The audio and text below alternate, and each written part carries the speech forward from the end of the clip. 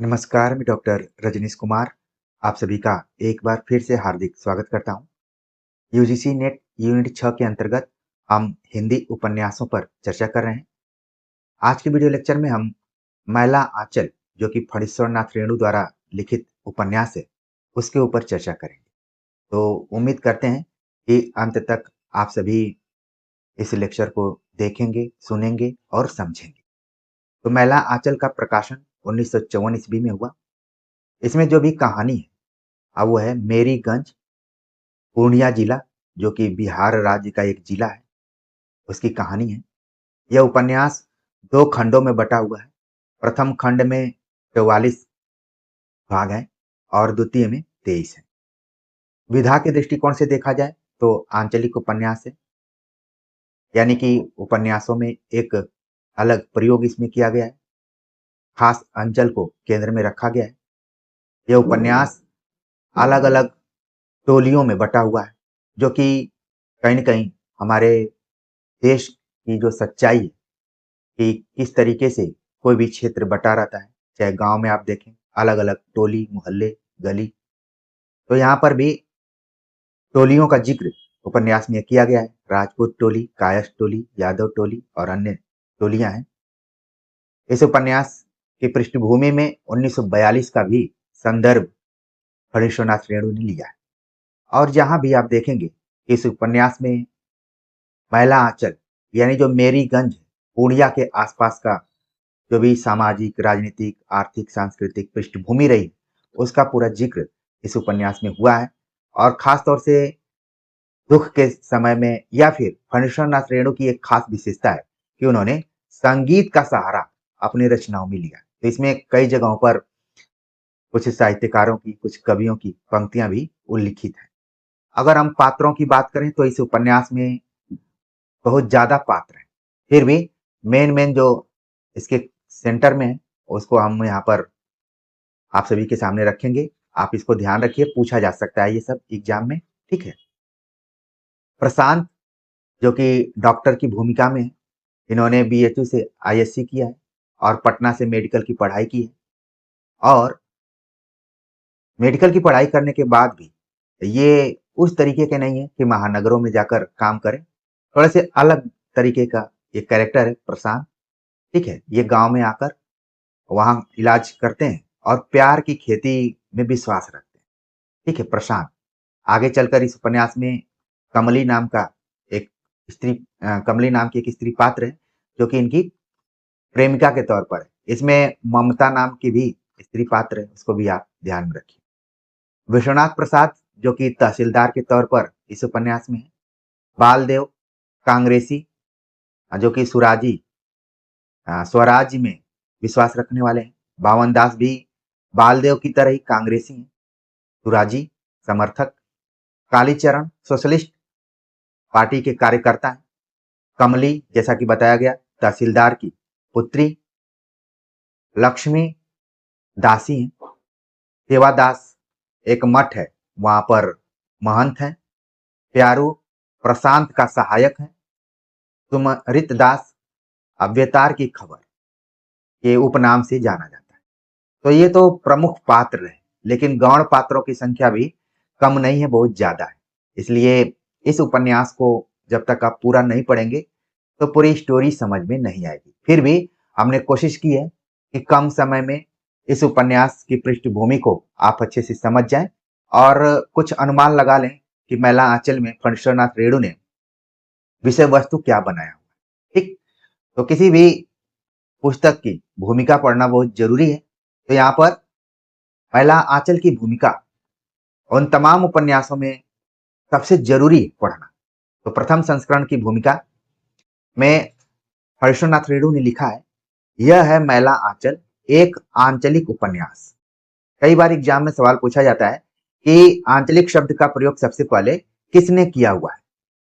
इसमें फणीश्वरनाथ रेणु ने एकदम से खुलकर कहा कि यह है मैला आंचल, एक आंचलिक उपन्यास। कथानक है पूर्णिया। पूर्णिया बिहार राज्य का एक जिला है। इसके एक ओर नेपाल, दूसरी ओर पाकिस्तान, यानी पूर्वी पाकिस्तान जिसकी बात करें हम, और पश्चिम बंगाल। यानी जो पूर्णिया जिला है, अगर मैप में आप देखेंगे तो इस जिले के उत्तर में नेपाल, ठीक है। अगर इस तरीके से हम बांट दें तो इधर इसके नेपाल है, ये जिला है मान लीजिए, ऐसे मैप में भी आप देख सकते हैं, ठीक है। तो इधर पूर्वी पाकिस्तान, जिसको कि यहाँ पर पाकिस्तान ही लिख दिया गया है, और यहाँ पर बंगाल है, ठीक है। तो ये इसकी स्थिति है पूर्णिया जिले की। अब वैसे देखा जाए तो बिहार में कुल 38 जिले हैं, लेकिन जबकि ये कहानी है या फिर ये उपन्यास जिस पृष्ठभूमि में लिखा गया है, अब वो दौर कुछ अलग, ठीक है। उस समय हम लोग आजाद भी नहीं हुए थे, जिसकी पृष्ठभूमि ली गई है। हालांकि इसका प्रकाशन 1954 में हुआ है, लेकिन पृष्ठभूमि 1942 के बाद से शुरू हुई है, ठीक है। तो जो पूर्णिया जिला है, उसका जो भौगोलिक परिदृश्य है, आपके दिमाग में बैठ गया होगा कि नेपाल, पूर्वी पाकिस्तान और पश्चिम बंगाल से ये घिरा हुआ जिला है। विभिन्न सीमाओं रेखाओं से इसकी बनावट मुकम्मल हो जाती है जब हम दक्षिण में संथाल परगना और पश्चिम में मिथिला की सीमा रेखाएं खींच देते हैं। मैंने इसके एक हिस्से के एक ही गांव को पिछड़े गांव का प्रतीक मानकर इस उपन्यास कथा का क्षेत्र बनाया है। मतलब कि किसी एक गांव को ही इन्होंने इसमें सेंटर में रखा हुआ है, और इसके माध्यम से ये गांव केवल पूर्णिया जिला का कोई एक गांव न होकर पूरे भारत के गांव के प्रतीक के तौर पर देखा जा सकता है कि गांव की आखिरकार बनावट कैसी होती है, खास अंचल की बनावट किस तरीके की होती है।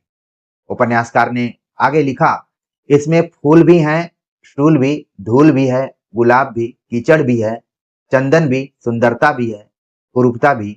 मैं किसी से दामन बचाकर निकल नहीं पाया।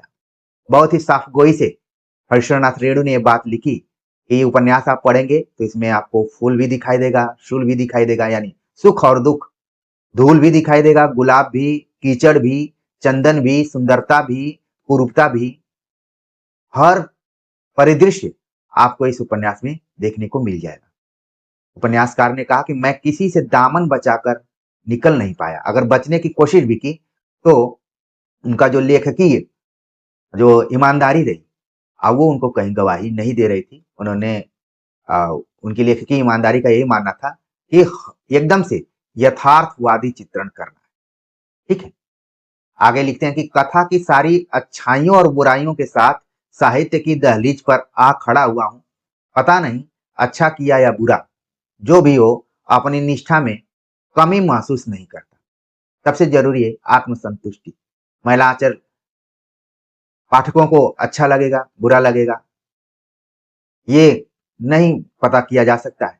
फिर भी जो लेखकीय ईमानदारी है, मैं बार बार इस शब्द का प्रयोग कर रहा हूं, कई बार लेखकीय ईमानदारी पीछे रह जाती है और रचना लेखक लिख देता है, लेकिन यहाँ पर जो भी हो अपनी निष्ठा में कमी महसूस नहीं करता।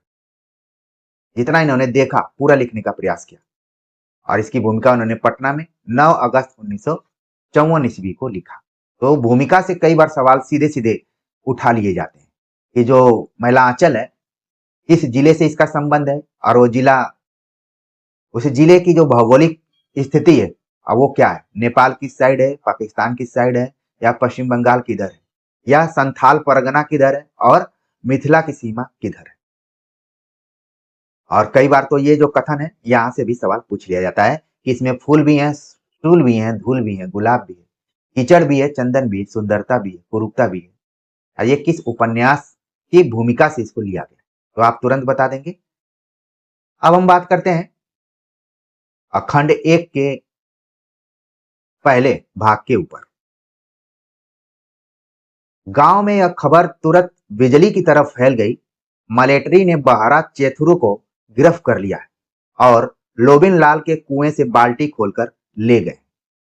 यद्यपि 1942 के जन आंदोलन के समय इस गांव में न तो फौजियों का कोई उत्पात हुआ था और न आंदोलन की लहर ही इस गांव तक पहुंच पाई थी, किंतु जिले भर की घटनाओं की खबर अफवाहों के रूप में यहां तक जरूर पहुंची थी। एक खबर ऐसी फैली है कि मलेटरी ने बहरा चेथुरु को गिरफ्तार कर लिया है और लोबिन लाल के कुएं से बाल्टी खोलकर ले गए।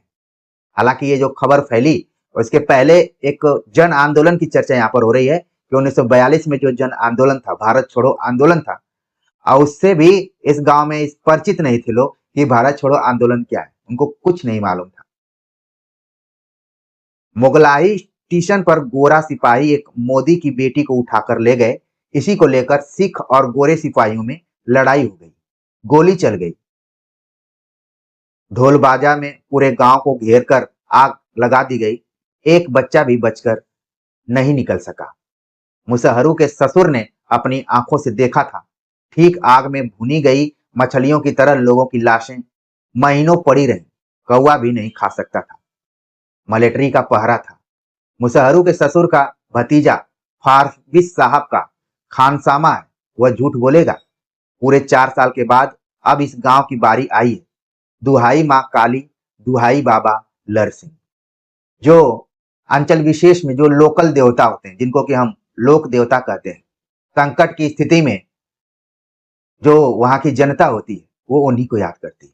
यहाँ पर गिरफ्तारी हुई है और गांव में हलचल मच गई है और लोग यही दुहाई कर रहे हैं कि इस संकट से माँ काली और बाबा लर सिंह जरूर बचाएंगे। यह सब गुअर टोली के बलिया की बदौलत हो रहा है। बलिया एक व्यक्ति का नाम है। लोग अनुमान लगा रहे हैं कि गुअर टोली का एक व्यक्ति बलिया है, उसी के कारण ये सब हो रहा है। विरंची दास ने हिम्मत से काम लिया, आंगन से निकलकर चारों ओर देखा और मालिक टोला की ओर दौड़ा। मालिक तहसीलदार विश्वनाथ प्रसाद भी सुनकर घबरा गए। लोबिन बाल्टी कहां से लाया था? जरूर चोरी की बाल्टी होगी। साले सब चोरी करेंगे और गांव को बदनाम करेंगे। ये तहसीलदार की भाषा शैली है जो कि एकदम यथार्थ तरीके से हरिश्वरनाथ रेणु ने उठाकर रख दिया। यहाँ पर गांव की बदनामी को लेकर उस गांव में जो भी इज्जतदार लोग होते हैं काफी सतर्क होते हैं। वही यहाँ पर है विश्वनाथ प्रसाद। विश्वनाथ प्रसाद का यह मानना है कि जरूर जो बाल्टी है चोरी करके लाई गई होगी, तब चोरी करेंगे और गांव को बदनाम करेंगे। मालिक टोले से यह खबर राजपूत टोली पहुंची। यह खबर आग की तरह फैल रही है। यह खबर मालिक टोले से राजपूत टोली पहुंची। कायस्थ टोली के विश्वनाथ प्रसाद और ततमा टोली के विरंची को मलेट्री के सिपाही पकड़कर ले गए। ठाकुर राम कृपाल सिंह बोले, इस बार तहसीलदारी का मजा निकलेगा। जरूर जमींदार का लगान वसूल कर खा गया है, अब बड़े घर की हवा खाएंगे बच्चू।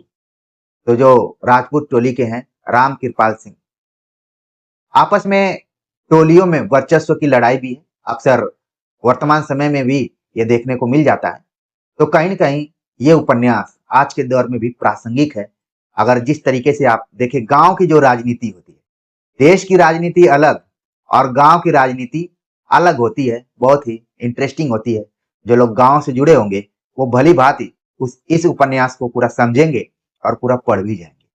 खबर कैसे फैल रही है? टोले टोले जल्दी जल्दी फैल रही है। मालिक टोले से राजपूत टोली, राजपूत टोली से कास्ट टोली में तो ये सब हुआ ही, ततमा टोली। फिर इसके बाद लोगों की प्रतिक्रिया क्या है वो भी यहाँ पर सामने आ रही है। अब एक और टोली आ गई। यादव टोली के लोगों ने खबर सुनते ही बलिया उर्फ बालदेव को गिरफ्तार कर लिया। भागने न पाए, रस्सी से बांधो। पहले ही कहा था कि यह एक दिन सारे गांव को बदवाएगा।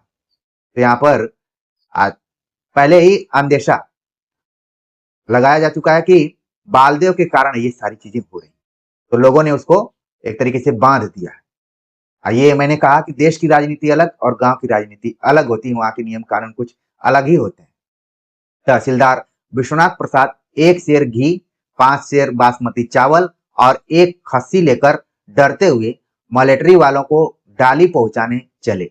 विरंची को साथ ले लिया। जो तहसीलदार विश्वनाथ प्रसाद है वो क्या क्या लेकर जा रहे हैं मलेट्री वालों से मिलने के लिए?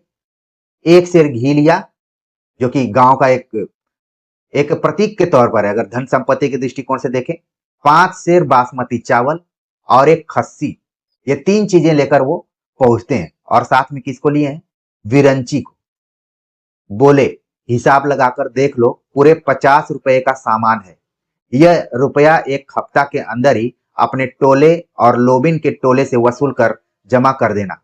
तुम लोगों के चलते, क्योंकि ये बार बार कह रहे हैं कि गांव वालों ने गांव को बदनाम करने की कोशिश की, लेकिन उसको सेट करने के लिए, उसको मैनेज करने के लिए इन्होंने 3 चीजें मलेट्री वालों को पहुंचाई और उसका जो दाम कितना है, 50 रुपए के आसपास में है।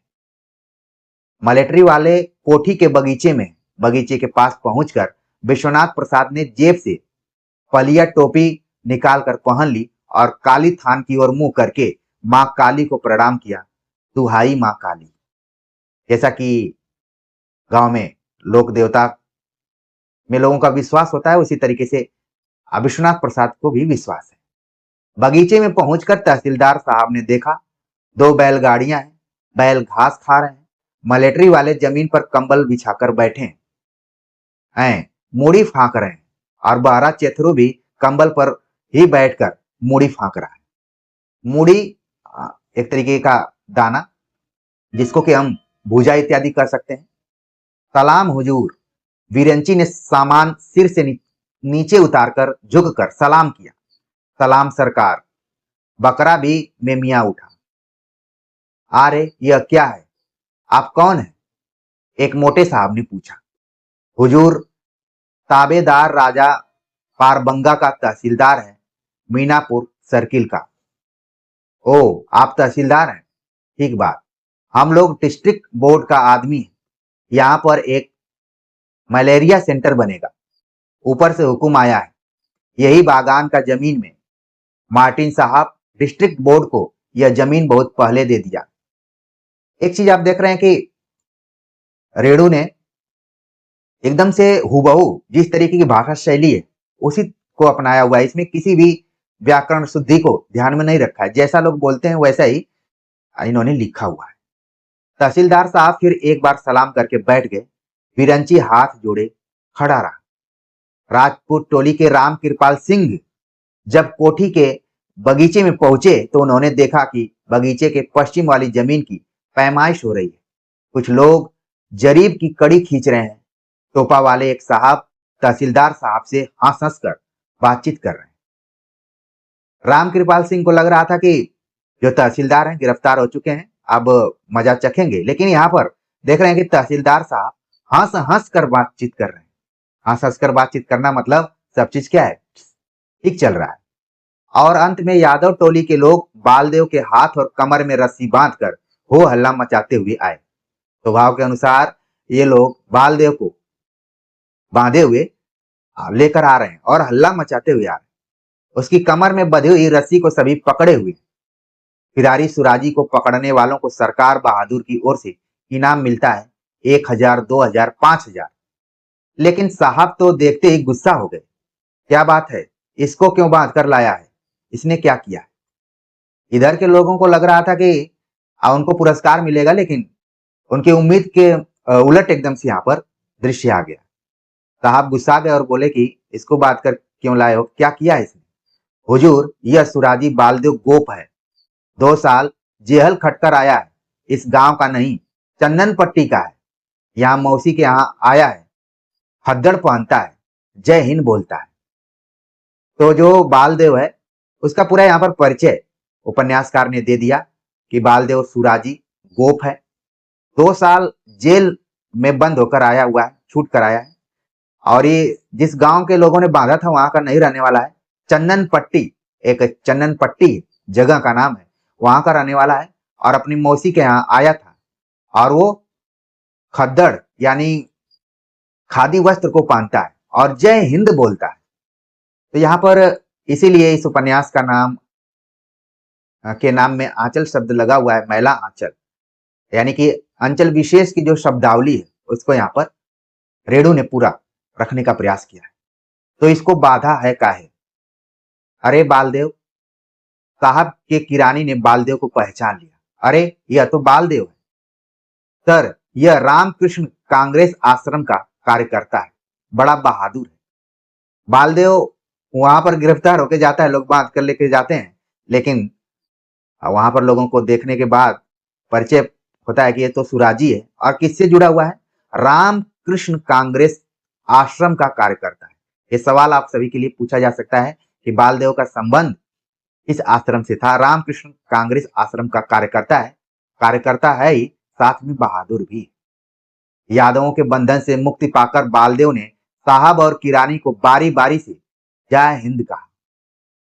साहब ने हंसते हुए कहा, आपका गांव में मलेरिया सेंटर खुल रहा है, खूब बड़ा डॉक्टर आ रहा है, डिस्ट्रिक्ट बोर्ड का तरफ से मकान बनेगा, लेकिन बाकी काम तो आप लोगों की मदद से ही होगा। अगर आप सभी पूर्णिया क्षेत्र के होंगे तो जिस तरीके से इधर हिंदी का प्रयोग लोग करते हैं, उसी चीज को एकदम हूबहू फणीश्वरनाथ रेणु ने कैच कर लिया है, उठा लिया।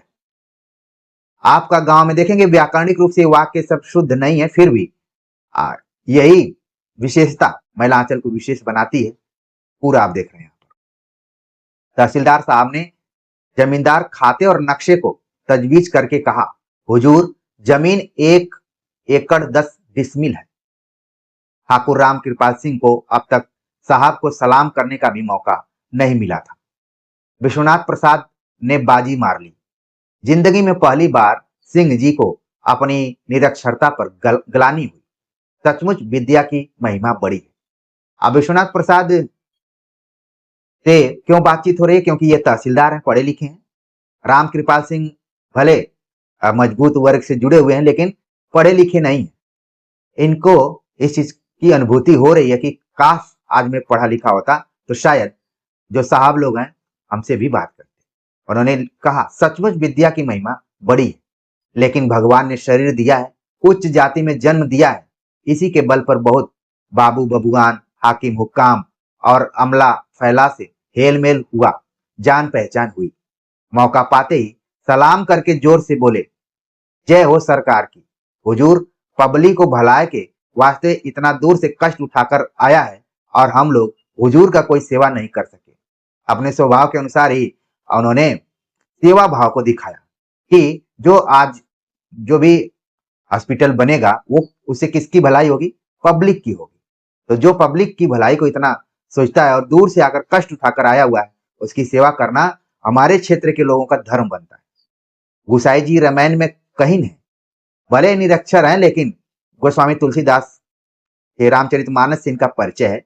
सुनते हुए संगत में बैठते बैठते कि कहीं है, धन्य भाग प्रभु दर्शन दिन्हा। हुजूर सेवक का नाम राम कृपाल सिंह, वल्द गरीब निवाज सिंह, मथुफा जात राजपूत, मोकाम गढ़ बुंदेल राजपुताना, हाल मोकाम मेरीगंज। परिचय देखिए कितना इन्होंने धांसू तरीके से अपना दिया कि मेरा नाम फला है, पिताजी का नाम ये है, मेरी जात ये है, मैं इसी एरिया का हूं। ठीक है, मेरीगंज का उल्लेख आप देख रहे हैं, पहली बार यहां पर उपन्यास में दिखाई दे रहा है। सिंह जी हमारा कोई सेवा नहीं चाहिए, सेवा के वास्ते मलेरिया सेंटर खुल रहा है, इसी में मदद कीजिए सब मिलकर। अच्छा, दिमाग में आना चाहिए कि मलेरिया सेंटर ही क्यों खुल रहा है, क्योंकि ये जो एरिया है वो तराई का क्षेत्र है जहां पर मच्छर इत्यादि ज्यादा है। वैसे आप देखेंगे तो हर जगह मच्छर फैल गए हैं, लेकिन उस एरिया में कुछ ज्यादा है, तो उसके सुधार के लिए सेंटर खुला जा रहा है। यही सबसे बड़ा सेवा है। साहब हंसते हुए बोले। सेवा की बात सुनते हुए साहब ने कहा कि सिंह जी हमारा कोई सेवा नहीं चाहिए, सेवा के वास्ते मलेरिया सेंटर खुल रहा है, इसमें मदद कीजिए, सब मिलकर मदद कीजिए, यही सबसे बड़ा सेवा है। वाक्य विन्यास पर आपको नहीं जाना है, व्याकरण के दृष्टिकोण से बहुत इसमें अशुद्धियां हैं, लेकिन क्योंकि अंचल विशेष की ये कहानी है तो उसी तरीके से हमें पढ़ना है। यादव टोली के लोग एक एक कर नजर बचाकर 9-2-11 हो चुके थे। अब उनको तो लग रहा था कि 1000, 2000, 5000 उनको पुरस्कार मिलेगा, लेकिन यहाँ पूरा ही मामला बदल गया। तो अब क्या किया उन्होंने? एक एक नजर बचा बचाकर वहां से चले गए। उन्हें डर था कि बालदेव को बांध कर लाने वाले को साहब चालान करेंगे। उनको डर लगने लगा कि कहीं उल्टा ही पेनाल्टी उनके ऊपर न कर दिया जाए। साहब ने चलते समय कहा, 7 दिन के अंदर ही डिस्ट्रिक्ट बोर्ड का मिस्त्री लोग आवेगा, आप लोग बांस, खड़, सुतली और दूसरा दरकारी चीज का इंतजाम कर देगा। ठीक है, मैं ये सेंटर बन भी रहा है तो किस तरीके का बन रहा है? ऐसा लग रहा है कि कोई तंबू टाइप का ही वहां पर बनेगा। तहसीलदार साहब आप हैं, बालदेव प्रसाद तो देश का सेवक ही हैं और सिंह जी हैं, आप सब लोग मिलकर मदद कीजिए। तो जो भी उस एरिया के एक्टिव लोग हैं, तहसीलदार साहब हैं, उनमें बालदेव प्रसाद हो गए और राम कृपाल सिंह, इन तीनों लोगों को जिम्मेदारी देकर साहब आश्वस्त होना चाहते हैं। सबने हाथ जोड़कर गर्दन झुकाकर स्वीकार किया। जाहिर सी बात है, आप देखेंगे कि शहर की अपेक्षा गांव में जो श्रद्धा है वो कुछ ज्यादा ठीक ठाक से होती है। सबने हाथ जोड़कर गर्दन झुकाकर स्वीकार किया।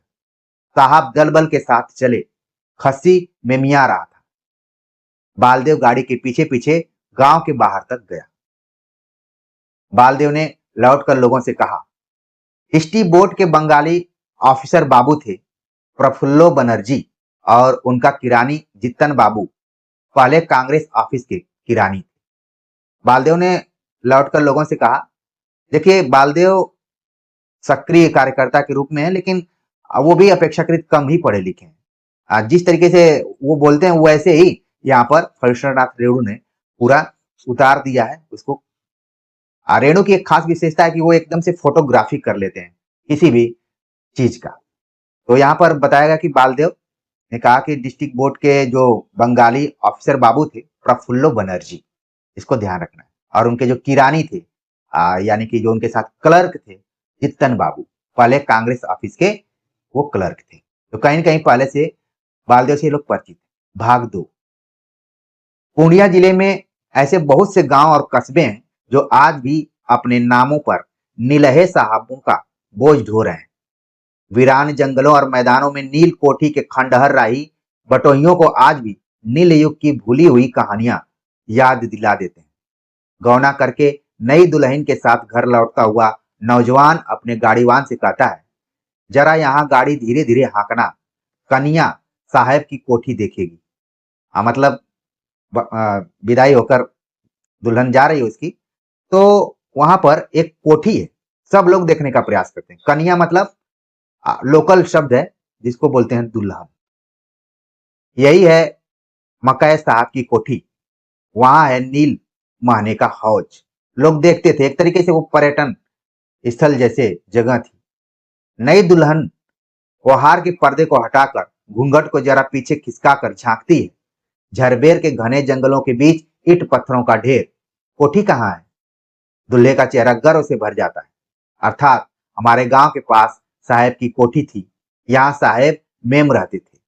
कहानी फ्लैशबैक में पूरी चल रही है। गंगा स्नान करके लौटते हुए तीर्थ यात्रियों की बैलगाड़ियां यहाँ कुछ देर रुक जाती हैं। गाड़ियों से युवतियां और बच्चे निकलकर डरते डरते खंडहर के पास जाते हैं। बूढ़ियां जंगलों में जंगली जड़ी बूटी खोजती हैं। ऐसा ही एक गांव है मेरीगंज। रौतहट स्टेशन से 7 कोस पूरब बूढ़ी कोशी को पार करके जाना होता है। बूढ़ी कोशी के किनारे किनारे बहुत दूर तक ताड़ और खजूर के पेड़ों से भरा हुआ जंगल है। इस अंचल के लोग इसे नवाबी तड़बन्ना कहते हैं। ये सवाल पूछा जा सकता है, नवाबी तड़बन्ना का मतलब क्या है? पहले तो जो मेरीगंज गांव है वो रौतहट स्टेशन, हो सकता है वर्तमान समय में भी हो, चूंकि मुझे भी पूर्णिया जाने का कभी मौका नहीं मिला है। हालांकि मैं इसी राज्य में रहता हूँ और उम्मीद करूंगा कि कभी जरूर जाऊं। तो रौतहट स्टेशन से 7 कोस पूरब ये गांव, ठीक है। और बूढ़ी कोसी बिहार के शोक के तौर पर कोसी नदी को जाना जाता है, बहुत ही जल्दी से अपने रास्ते को चेंज कर लेती है, उसको पार करके जाना पड़ता है। और जाते समय रास्ते भी बहुत सरल सीधे नहीं है, बल्कि ताड़ और खजूरों के पेड़ों से भरा हुआ जंगल है। इस अंचल के लोग इसे नवाबी तड़बन्ना कहते हैं। इस नवाब ने इस ताड़ के वन को लगाया था। ताड़ के वजह से इसको नवाबी तड़बन्ना कहा जाता है। और किस नवाब ने इस ताड़ के वन को लगाया था कहना कठिन है, लेकिन वैशाख से लेकर आषाढ़ तक आसपास के हलवाहे चरवाहे भी इस वन में नवाबी करते हैं। 3 आने लबनी ताड़ी रोकशाला मोटर गाड़ी। उधर की मतलब ये लग रहा है कि स्लोगन टाइप का है, अर्थात ताड़ी के नशे में आदमी मोटर गाड़ी को भी सस्ता समझता है। तड़बन्ना के बाद ही एक बड़ा मैदान है जो नेपाल की तराई से शुरू होकर गंगा जी के किनारे खत्म हुआ है। लाखों एकड़ जमीन, बंध्या धरती का विशाल अंचल। इसमें दूब भी नहीं पनपती हैं। बीच बीच में बालू चर और कहीं कहीं बेर की झाड़ियां। कोस भर मैदान पार करने के बाद पूरब की ओर काला जंगल दिखाई पड़ता है, वही है मेरीगंज कोठी। तो मेरीगंज के भौगोलिक स्थिति को आपने अच्छे से देख लिया होगा, और ये वो एरिया है जहां पर बहुत अच्छी खेती ये सब नहीं होती है, ऊसर टाइप का है, मैदान ही मैदान है, बस कोई चीज दिखाई देती है तो ताड़ के वृक्ष और खजूर के पेड़ ही दिखाई देते हैं, और बाकी कुछ नहीं। आज से करीब 35 साल पहले जिस दिन डब्ल्यू जी मार्टिन ने इस गांव में कोठी की नींव डाली, आसपास के गांव में ढोल बजवाकर ऐलान कर दिया, आज से इस गांव का नाम हुआ मेरीगंज। तो डब्ल्यू जी मार्टिन एक नाम यहाँ पर है जो कि अंग्रेज का ही नाम है, और इन्होंने इस जगह पर एक कोठी बनवाई थी और उसी के कारण इसका नाम मेरीगंज हुआ। मेरी मार्टिन की नई दुल्हन थी जो कलकत्ता में रहती थी। अब आप इस गांव के नामकरण को अच्छे से समझ पाएंगे कि डब्ल्यू जी मार्टिन जो थे, उनकी पत्नी का नाम मेरी था। ठीक है, नई दुल्हन थी जो कलकत्ता में रहती थी। कहा जाता है एक बार एक किसान के मुंह से गलती से इस गांव का पुराना नाम निकल गया था, बस, और जाता कहां है। साहब ने 50 कोड़े लगाए थे गिनकर। इस गांव का पुराना नाम अब किसी को याद नहीं, अथवा आज भी नाम लेने में एक अज्ञात आशंका होती है। कौन जाने गांव का नाम बदलकर रौतहट स्टेशन से मेरीगंज तक डिस्ट्रिक्ट बोर्ड से सड़क बनवाकर और गांव में पोस्ट ऑफिस खुलवाने के बाद मार्टिन साहब अपनी नवविवाहिता मेम मेरी को लाने के लिए कलकत्ता गए।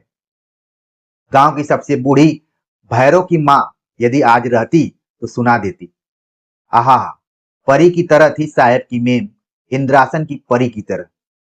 तो बूढ़े लोगों का कितना योगदान होता है इतिहास को जानने के लिए। तो बूढ़ी भैरव की माँ मेरी मैम को देखी हुई थी। ठीक है, बहुत ही कैसी थी वो, परी की तरह थी। जाहिर सी बात है। मुझे याद है कि मेरे गांव में एक बार न्यूजीलैंड की एक महिला आई हुई थी। उस समय हम लोग बहुत छोटे छोटे थे, तो पूरे गांव की भीड़ लग गई थी वहां पर उनको देखने के लिए। ठीक है, उनका नाम था डायना। बाद में उनको मार भी दिया गया। ठीक है, ये एक बहुत मशहूर कांड हुआ था गाजीपुर जिले में, डायना हत्या कांड। ठीक है, तो वो हमारे गांव में ही जो व्यक्ति डायना को लाया हुआ था उसकी ससुराल थी। हम लोग बहुत छोटे छोटे थे, खेतों में आलू इत्यादि हम लोग उठाने का काम कर रहे थे। तब तक देखे कि एक अंग्रेज आई, तो पूरी भीड़ लग गई थी और वो बैठी हुई थी। हम लोगों को भी बहुत ही आश्चर्यचकित नजरिए से देख रही थी। तो वैसे ही ये भी रही होंगी। भैरव की मां को वो परी की तरह दिखाई देती थी। लेकिन मार्टिन साहब का आयोजन अधूरा साबित हुआ। मेरीगंज पहुंचने के ठीक एक सप्ताह बाद ही जब मेरी को जड़ैया ने धर दबाया तो मार्टिन ने महसूस किया कि पोस्ट ऑफिस से पहले यहाँ एक डिस्पेंसरी खुलवाना जरूरी था। अब मलेरिया सेंटर क्यों खुल रहा है, आप लोगों को धीरे धीरे समझ में आ रहा होगा कि जो मार्टिन साहब थे उनकी पत्नी को एक बार मलेरिया का ज्वर हो गया था और बहुत दिक्कत हुई थी। कुनैन की टिकिया से जब तीसरे दिन भी मेरी का बुखार नहीं उतरा तो मार्टिन ने अपने घोड़े को रौतहट की ओर दौड़ाया। रौतहट स्टेशन पहुंचने पर मालूम हुआ कि पूर्णिया जाने वाली गाड़ी 10 मिनट पहले चली गई थी। मार्टिन ने बगैर कुछ सोचे घोड़े को पूर्णिया की ओर मोड़ दिया। रौतहट से पूर्णिया 12 कोस है। मेरीगंज में किसी से पूछिए, वह आपको मार्टिन के पंखराज घोड़े की यही कहानी विस्तार पूर्वक सुना देगा। जिस समय मार्टिन पुरैनिया के सिविल सर्जन के बंगले पर पहुंचा, पुरैनिया स्टेशन पर गाड़ी पहुंची भी नहीं थी। यानी इतनी तेजी के साथ उनका घोड़ा उनको पहुंचा दिया। उसका एक तरीके से इसको लोग पंखराज कहा करते थे। तो यहाँ पर मेरीगंज, रौतहट, पूंडिया, आपस में जो भी इन लोगों की दूरी है उसको भी जरूर ध्यान रखिए, हो सकता है एग्जाम में पूछ लिया जाए। किंतु मार्टिन का पंखराज घोड़ा और सिविल सर्जन साहब की हवा गाड़ी जब तक मेरीगंज पहुंचे, मेरी को मलेरिया निगल चुका था। यानी जो मेरी गंज नाम पड़ा मैडम मेरी के नाम पर, और उनका निधन किसकी वजह से हुआ, मलेरिया से हुआ। ट्यूबवेल के पास गड्ढे में घुसकर घुघराले रेशमी बालों वाले सिर पर कीचड़ थोपते थोपते मेरी मर गई थी। अब बड़ी दर्दनाक लग रहा है उनकी मृत्यु हुई यहाँ पर। मेरी की लाश को दफनाने के बाद ही मार्टिन पूंडिया गया। Civil surgeon, district magistrate, district board के चेयरमैन और हेल्थ ऑफिसर से मिला। एक छोटी सी डिस्पेंसरी की मंजूरी के लिए जमीन आसमान एक करता रहा। डिस्पेंसरी के लिए अपनी जमीन रजिस्ट्री कर दी। अधिकारियों ने आश्वासन दिलाया अगले साल जरूर डिस्पेंसरी खुल जाएगी। ठीक इसी समय जर्मनी के वैज्ञानिकों ने, ध्यान रखिए, जर्मनी के वैज्ञानिकों ने एक चुटकी में नील युग का अंत कर दिया। कोयले से नील बनाने की वैज्ञानिक विधि का प्रयोग सफल हुआ और नीलहे साहबों की कोठियों की दीवारें अररा कर गिर पड़ी। साहबों ने कोठियां बेचकर जमींदारियां खरीदनी शुरू की। बहुतों ने व्यापार आरंभ किया।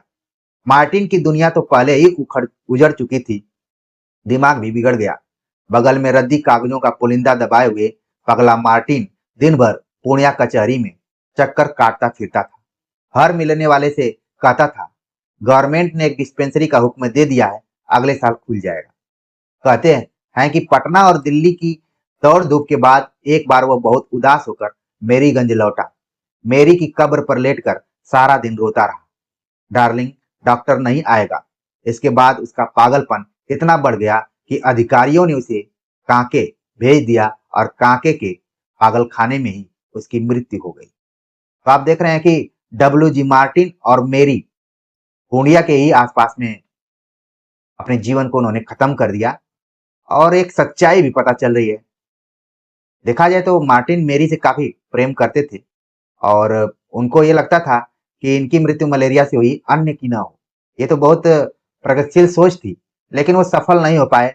अंत में वो पागलपन के शिकार हो गए और उनकी मृत्यु भी हुई। कोठी के बगीचे में अंग्रेजी फूलों के जंगल में आज भी मेरी की कब्र मौजूद है। कोठी की इमारत ढह गई है। नील के हौज टूट फूट गए हैं। पीपल, बबूल तथा अन्य जंगली पेड़ों का एक घना जंगल तैयार हो गया है। लोग उधर दिन में भी नहीं जाते। कलमी आम का बाग तहसीलदार साहब ने बंदोबस्त में ले लिया है, इसीलिए आम का बाग साफ सुथरा है।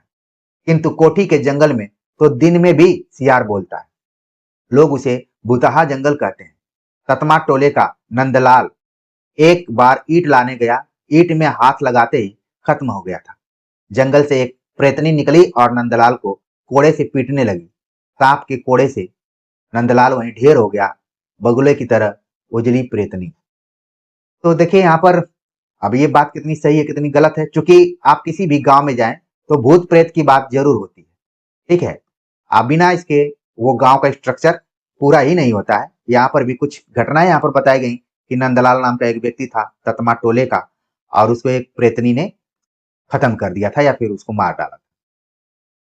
तो एक चीज यहाँ पर ऊपर एक दृश्य आया हुआ था कि जब भी किसी की नई शादी होती थी और मेरीगंज से लोग गुजरते थे तो जरूर दिखाने का प्रयास करते थे। कहीं ना कहीं मार्टिन और मेरी का जो संबंध रहा है वो प्रेम को भी दिखलाता है। एक चीज इसको आप जोड़ सकते हैं, मेरीगंज इधर के लोगों के लिए आगरा के ताजमहल से कम नहीं होगा, ऐसी हम कल्पना कर सकते हैं। मेरीगंज एक बड़ा गांव है। यहाँ पर देखिए स्ट्रक्चर उपन्यासकार बता रहे हैं। मेरीगंज एक बड़ा गांव है। 12 बरन के लोग रहते हैं, यानी सभी जाति के लोग इसमें रहते हैं। गांव के पूरब एक धारा है जिसे कमला नदी कहते हैं। बरसात में कमला भर जाती है। बाकी मौसम में बड़े बड़े गड्ढों में पानी जमा रहता है। मछलियों और कमल के फूलों से भरे हुए गड्ढे, पौष पूर्णिमा के दिन इन्हीं गड्ढों में कोशी स्नान के लिए सुबह से शाम तक भीड़ लगी रहती है। तो पूरा दृश्य है कि पूरब में कमला नदी बहती है और कब कब उसमें पानी भर जाता है, कब कब क्या होता है, पूरा यहाँ पर बताया गया है। और मेला भी लगता है उधर। रौतहट स्टेशन से हलवाई और परचून की दुकानें आती हैं। उधर का बड़ा स्टेशन आप देख रहे हैं, रौतहट स्टेशन। कमला मैया के महात्म के बारे में, यानी महत्व के बारे में गांव के लोग तरह तरह की कहानियां कहते हैं। न सिर्फ मेरीगंज के इलाके में, आप किसी भी गांव में जाइए, भारत के गांव में जाइए, इसी तरीके की कहानियां बनी हुई हैं। गांव में किसी के यहाँ शादी ब्याह या श्राद्ध का भोज हो, गृहपति स्नान करके गले में कपड़े का खूंट डालकर कमला मैया को पान सुपारी से निमंत्रित करता था। इसके बाद पानी में हिलोरें उठने लगती थी, ठीक जैसे नील के हौज में नील मथा जा रहा हो। आप लोगों ने पहले व्हाइट कपड़ों में नील लगाया जाता था, पानी में डाल के फिर उसको ऐसे ऐसे ऐसे किया जाता था तो उसमें गाज निकलता था, जैसे आज वॉशिंग पाउडर को करते हैं वैसे। फिर किनारे पर चांदी के थालों, कटोरों और गिलासों का ढेर लग जाता था। गृहपति सभी बर्तनों को गिनकर ले जाता था और भोज समाप्त होते ही कमला मैया को लौटा आता था। लेकिन सभी की नीयत एक जैसी नहीं होती। एक बार एक गृहपति ने कुछ थालियां और कटोरे चुरा रखे। बस उसी दिन से मैया ने बर्तन दान बंद कर दिया और उस गृहपति का तो वंश ही खत्म हो गया, एकदम निर्मूल। उस बिगड़ी नियत वाले गृहपति के बारे में गांव में दो राय। राजपूत टोली के लोगों का कहना है वह कायस्थ टोली का गृहपति था, कायस्थ टोली वाले कहते हैं वह राजपूत था। तो यहाँ पर देखिए अब कैसे गांव में कंपटीशन चलता है या फिर आरोप प्रत्यारोप चलता है, राजपूत टोली और कायस्थ टोली में ऐसा लग रहा है कि वर्चस्व की लड़ाई और प्रतिस्पर्धा है, क्योंकि एक घटना को लोग एक दूसरे के ऊपर उसको मढ़ते हैं। राजपूतों और कायस्थों में पुश्तैनी मन मुटाव और झगड़े होते हैं। ध्यान रखना है, राजपूतों और कायस्थों में पुश्तैनी मतलब एक परंपरा चली आ रही है, मन मुटाव और झगड़े होते आए हैं। ब्राह्मणों की संख्या कम है, इसलिए वे हमेशा तीसरी शक्ति का कर्तव्य पूरा करते हैं। स्वभाव के अनुसार वो इसमें अपनी भी भूमिका कहीं न कहीं निभा देते हैं, तीसरी शक्ति बनकर उभरते हैं। अभी कुछ दिनों से यादवों के दल ने भी जोर पकड़ा है, एक नया वर्ग यहाँ पर उभर कर आ रहा है। जनेऊ लेने के बाद भी राजपूतों ने यदुवंशी क्षत्रियों को मान्यता नहीं दी। इसके विपरीत समय समय पर यदुवंशियों के क्षत्रित्व को वे व्यंग विद्रूप के बाणों से उभारते रहे। एक बार यदुवंशियों ने खुली चुनौती दे दी। बात तुल पकड़ने की लगी थी बात तुल पकड़ने लगी थी, दोनों ओर से लोग लगे हुए थे। यदुवंशियों को कायस्थ टोली के मुखिया तहसीलदार विश्वनाथ प्रसाद मल्लिक ने विश्वास दिलाया, मामले मुकदमे की पूरी पैरवी करके करेंगे। जमींदारी कचहरी के वकील बसंतो बाबू कह रहे थे, यादवों को सरकार ने राजपूत मान लिया है, इसका मुकदमा तो धूमधाम से चलेगा, खुद वकील साहब कह रहे थे। तो कैसे गांव में वर्चस्व की लड़ाई होती है, पूरी चीजें आप देख रहे हैं यहाँ पर। राजपूतों को ब्राह्मण टोली के पंडितों ने समझाया, जब जब धर्म की हानि हुई, राजपूतों ने ही उनकी रक्षा की है। घोर कलिकाल उपस्थित है, राजपूत अपनी वीरता से धर्म को बचा रहे, लेकिन बात बढ़ी नहीं। न जाने कैसे यह धर्म रुक गया। ब्राह्मण टोली के बूढ़े ज्योतिषी जी आज भी कहते हैं, यह राजपूतों के चुप रहने का फल है कि आज चारों ओर हर जाति के लोग गले में जनेऊ लटकाए फिर रहे हैं। भूम फोड़ छत्री तो कभी नहीं सुना था, शिव हो शिव हो।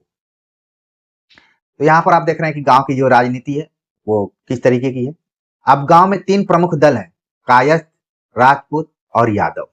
ब्राह्मण लोग अभी भी तृतीय शक्ति हैं। गांव के अन्य जाति के लोग भी सुविधानुसार इन्हीं तीनों दलों में बटे हुए हैं। कायस्थ टोली के मुखिया विश्वनाथ प्रसाद मल्लिक राजा पारबंगा के तहसीलदार हैं। राज पारबंगा कोई जगह है, वहां के तहसीलदार हैं कायस्थ टोली के मुखिया विश्वनाथ प्रसाद। तहसीलदारी उनके खानदान में 3 पुश्त से चली आ रही है। इसी के बल पर तहसीलदार साहब आज 1000 बीघे जमीन के एक बड़े काश्तकार हैं। आजकल लोग तहसीलदार कंपटीशन देकर पीसीएस इत्यादि निकालते हैं तब होते हैं, लेकिन यहाँ पर आप देख रहे हैं कि मुखिया विश्वनाथ प्रसाद मल्लिक तहसीलदारी उनके खानदान से 3 पुश्त से चली आ रही है, 3 पीढ़ी से चली आ रही। कायस्थ टोली को गांव की अन्य जाति के लोग मालिक टोला कहते हैं, राजपूत टोली के लोग कहते हैं कैथ टोली। तो यहाँ पर देखिए कायस्थ टोली की के नामकरण को लेकर भी है कि अन्य जाति के लोग उसको मालिक टोला कहते हैं, और राजपूत टोली जो कि दोनों में आपस में पुश्तैनी दुश्मनी है, ये लोग बोलते हैं कैथ टोली। ध्यान रखिए, इंपॉर्टेंट है एग्जाम के दृष्टिकोण से। ठाकुर राम कृपाल सिंह राजपूत टोली के मुखिया है। राजपूत टोली के मुखिया कौन है? ठाकुर राम कृपाल सिंह। इनके दादा महारानी चंपावती की स्टेट की सिपाही थे और विश्वनाथ प्रसाद के दादा तहसीलदार। कहते हैं कि जब महारानी चंपावती और राज पारबंगा में दीवानी मुकदमा चल रहा था, तो विश्वनाथ प्रसाद के दादा राज पारबंगा स्टेट की ओर मिल गए थे। स्टेट वालों को महारानी के सारे गुप्त का कागजात हाथ लग गए और महारानी मुकदमे में हार गई। काशी जाने से पहले महारानी ने राम कृपाल सिंह के नाम अपनी बची हुई 300 बीघे जमीन की लिखा पढ़ी कर दी थी। राम कृपाल सिंह कहते हैं कि उनके दादा ने महारानी को एक बार डकैतों के हाथ से अकेले ही बचाया था। इसी के इनाम में महारानी ने दान पत्र लिख दिया था। कायस्थ टोली के लोग राजपूत टोली को सिपहिया टोली कहते हैं। तो सिपहिया टोली और कैथ टोली, मालिक टोला, ये सब जरूर ध्यान में रखिए, एग्जाम में पूछे जा सकते हैं। और कहानी भी अपने दिमाग में रखिए, बहुत ही इंटरेस्टिंग कहानी। यादवों का दल नया है। इनके मुखिया खिलावन यादव को 10 बरस पहले तक लोगों ने भैंस चराते देखा है। दूध घी की बिक्री से जमाए हुए पैसे की बात जब चारों ओर बुरी तरह फैल गई, तो खिलावन को बड़ी चिंता हुई। महीनों तहसीलदार के यहाँ दौड़ते रहे, सर्किल मैनेजर को डाली चढ़ाई, सिपाहियों को दूध घी पिलाया और अंत में कमला के किनारे 50 बीघे जमीन की बंदोबस्ती हो सकी। अब तो 150 बीघे की जोत है।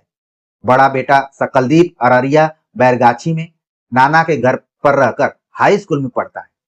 खेलावन सिंह यादव को लोग नया मातबर कहते हैं, लेकिन यादव छतरी टोली को अब गुअर टोली कहने की हिम्मत कोई नहीं कहता। यादव टोली में 12 मास शाम को अखाड़ा जमता है। 4 बजे दिन से ही शोभन मोची ढोल पीटता रहता है। ढाक ढिन्ना ढोल के हर ताल पर यादव टोली के बूढ़े बच्चे जवान दंड बैठक और पहलवानी के पैतरे सीखते हैं। तो पूरा उस गांव का जो इलाका है आपके दिमाग में आ रहा होगा कि किस टोली के लोग कैसे हैं, किस टोली के लोग कैसे हैं। सारे मेरीगंज में 10 आदमी पढ़े लिखे हैं। पढ़े लिखे का मतलब हुआ अपना दस्तखत करने से लेकर तहसीलदारी करने तक की पढ़ाई। अब पढ़े लिखे का मतलब यहाँ पर क्या हो रहा है कि बस आप सिग्नेचर कर लें और अपना कोर्ट और इत्यादि चले जाएं, अपना जो भी मुकदमा है ये सब देखें। नए पढ़ने वालों की संख्या है 15। गांव की मुख्य पैदावार है धान, पाट और खेसारी। रबी की फसल भी कभी कभी अच्छी हो जाती है। यानी मेरीगंज गांव के आसपास में मुख्य उत्पादन क्या होता है? धान, पाट और खेसारी। एक तरीके की ये दाल है। खेसारी नाम कहते ही किसी और का नाम भी आ जाता है, लेकिन यहाँ पर देखिए एक तरीके का ये दाल है शायद। ठीक है, पाट जिसको कि पटुआ हम लोग बोलते हैं, ठीक है, और धान, ये वहां की मुख्य पैदावार है और एग्जाम में पूछे जाने के लिए पर्याप्त है। ABC ऐसे करके पूछा जा सकता है कि कौन है कौन नहीं। ठीक है, तो प्रिय विद्यार्थियों, ये 2 भाग हमने आप सभी को पढ़ाया है। आगे उम्मीद है कि आप सब अपने से पूरा पढ़ेंगे। बहुत ही इंटरेस्टिंग उपन्यास है ये। ठीक है, और हर महाविद्यालय विश्वविद्यालय के पाठ्यक्रम में कहीं न कहीं ये लगा रहता है। और मुझे याद है कि एग्जाम में असिस्टेंट प्रोफेसर के एग्जाम में भी आता है। एक बार मैंने CGPSC का एग्जाम दिया था जिसमें चयन हुआ था मेरा, तो उसमें सवाल पूछा था, भगवान भगत हमेशा सुपारी चबाता रहता। पूछा गया था कौन सा ऐसा पात्र है जो हमेशा सुपारी चबाता रहता है? तो भगवान भगत को जरूर ध्यान में रखिए। बाकी चीजें हमने परिचय में बता दिया है ऊपर में, आप उसको देखिए और पूरा उपन्यास आप पढ़ जाइए। ठीक है, और अगर आप लोगों की इच्छा रहेगी तो समय अनुसार, चूंकि जब मैं आपसे पीछे चर्चा कर रहा हूँ तो एग्जाम एकदम से करीब है, तो हमने केवल उपन्यासों का एक तरीके से विमोचन टाइप का किया है, उनके पर्दे को खोलने की कोशिश की है ताकि कौन कौन से तथ्य हैं आप ध्यान में रखें और कम पढ़ते हुए भी उस आधार पे आप एग्जाम में अधिक से अधिक क्वेश्चन को हल कर पाए, सही कर पाए। ठीक है, तो इसी प्रयास में हमने इसको केवल 2 भाग ही इसके पढ़ाए हुए हैं और बाकी आगे कभी और पढ़ाएंगे, आपको परेशान नहीं होना है। एक यहाँ पर जो इस उपन्यास की एक खास विशेषता ये भी देखेंगे कि उपन्यासकार को पता है कि कुछ लोकल ऐसे शब्द हैं जिनके अर्थ को लेकर पाठक कंफ्यूज हो सकते हैं, तो इसमें उनके अर्थों का नाम भी दिया गया, जैसे कनिया का दिया गया, काके का दिया गया है, हर जगह दिया गया। आप लोगों के पास ये किताब जरूर होगी, इसको आप एक बैठक में लाइब्रेरी इत्यादि में पढ़ रहे हैं तो जरूर पढ़कर खत्म कर दीजिए। और कहा जाता है कि अगर आप उपन्यास पढ़ने बैठे तो कम से कम 4-5 घंटे उसको पढ़िए, उतना ही में पूरी कहानी आपको समझ में आ जाएगी। 4-5 घंटे आप इधर उधर दूसरे कामों में अपने को व्यस्त रख सकते हैं, लेकिन अगर कंसंट्रेट होकर पढ़ेंगे तो आपका एक मैटर तैयार हो जाएगा। तो इस उपन्यास में बस इतना ही। आप मिलते हैं एक नए टॉपिक के साथ, तब तक के लिए नमस्कार।